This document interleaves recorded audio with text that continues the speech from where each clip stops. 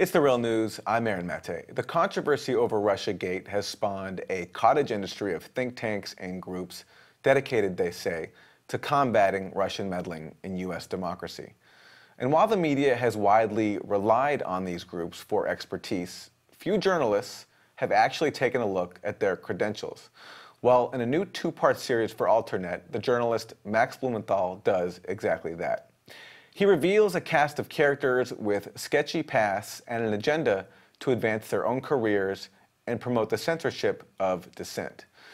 Max Blumenthal is senior editor of Alternet's Grayzone project and a best-selling author of several books. And I began by talking to him about one of the most prominent Russiagate groups, known as the Alliance for Securing Democracy. This is really the group that is most responsible, in my view, for the narrative that Russia, through social media bots and fake accounts, has influenced Black Lives Matter and influenced even, the NFL Take the Knee protest, the protests inspired by Colin Kaepernick.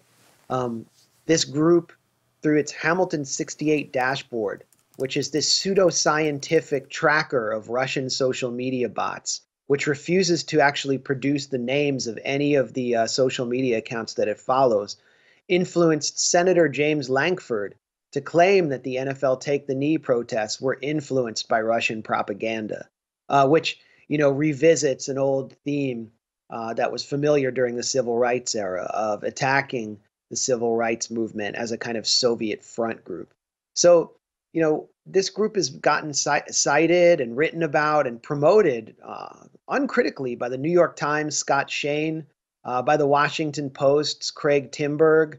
The Daily Beast is constantly turning to its experts for quotes. One of its leading researchers, Clint Watts, who we can talk about more in a minute, who is a former U.S. Army officer and a fellow at a very right-wing think tank, just testified before Congress during the two-day hearings on, Russian propaganda and social media. And he called for the government to quell information rebellions. He's called for the imposition of quote-unquote nutritional labels on online media, which seems kind of like a censorship campaign. And, this whole initiative is sponsored by the German Marshall Fund, which is one of the most esteemed think tanks in Washington.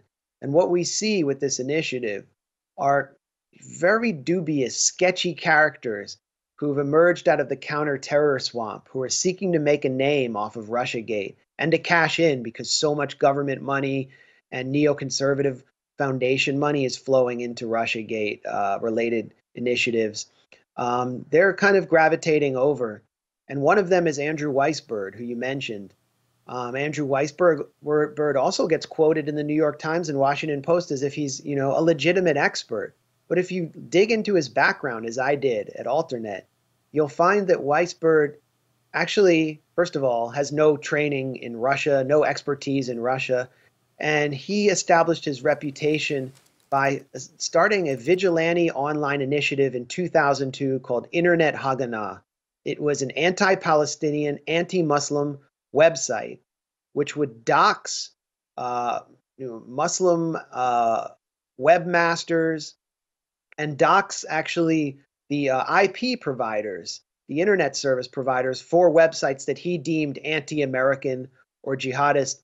And then whoever controlled the IP address and was the host or hosted the server would get a flood of attacks from Weisberg's fans, who are the kind of people that might be affiliated with the Jewish Defense League, which is the violent extremist pro-Israel group.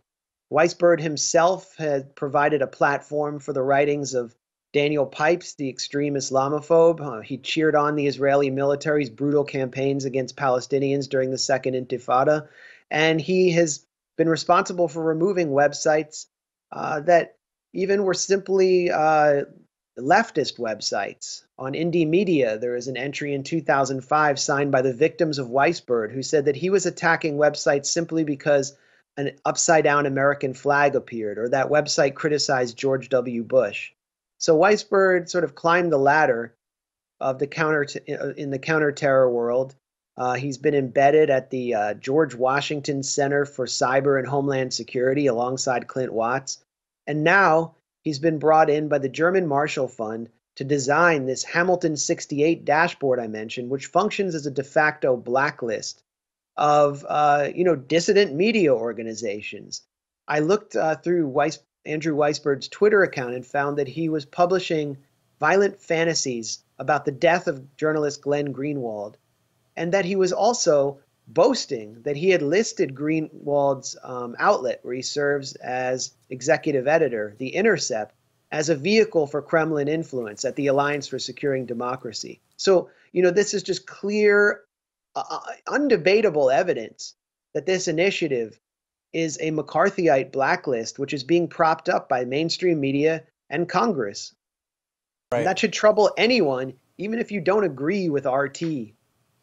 On top of what he wrote about Glenn Greenwald, there also was a homophobic component to it, right? Yeah, I mean, he fantasized about setting a male honey trap for Glenn Greenwald. He called Glenn Greenwald Vladimir Putin's male concubine or something like that. And a traitor.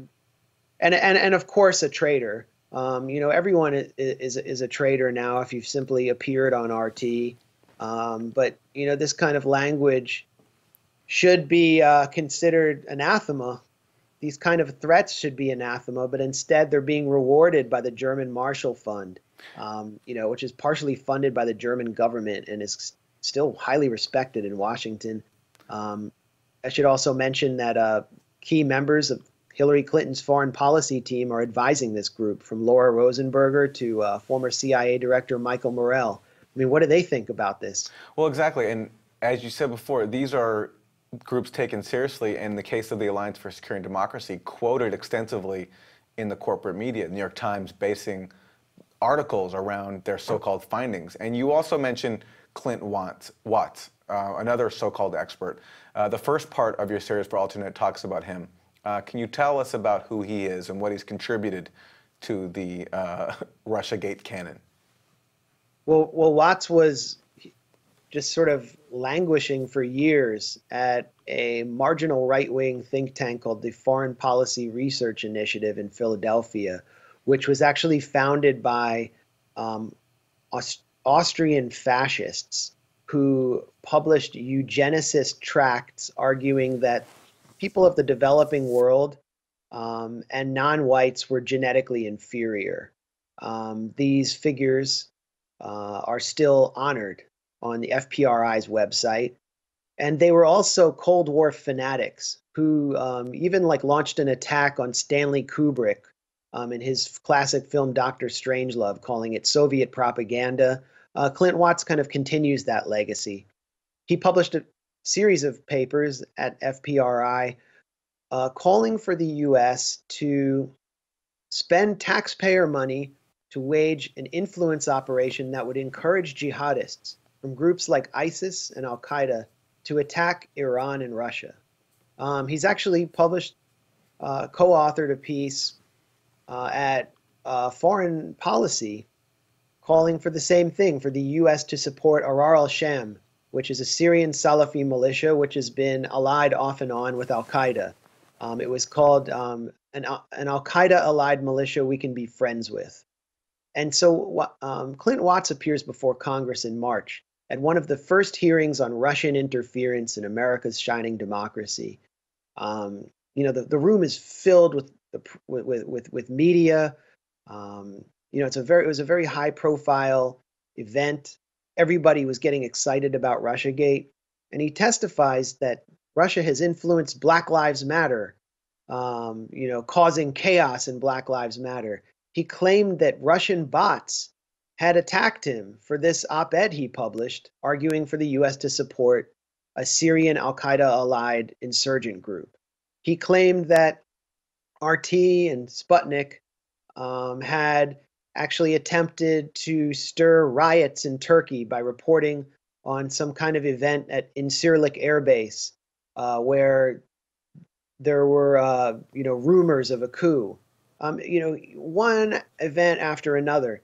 And then he published a transcript of his testimony at the Daily Beast, which included links to all the supporting material. So I went through the links and I went through the testimony. And what I found, I don't think we have time to just debunk everything here, is that in every single case, in absolutely every single case, Clint Watts lied, deceived Congress, or offered distortions of half-truths. And, you know, the links that he used to back up, for example, Russia spreading chaos in Black Lives Matter was a completely factual RT report on a confrontation between Black Lives Matter protesters and white nationalists outside the NAACP in Houston, which was also reported by the Washington Post and the Houston Chronicle. So the guy is a complete fraud. He doesn't speak Russian. He's never produced any scholarship or research on Russia. I don't even know if he's ever been to Russia. And now he's being hailed by the Associated Press, by Congress, by who's who of mainstream media as the expert on Russian meddling. I mean, this is just a gigantic con job, and it makes the scam about Iraqi WMDs look like, you know, one of the most, it makes it pale in comparison.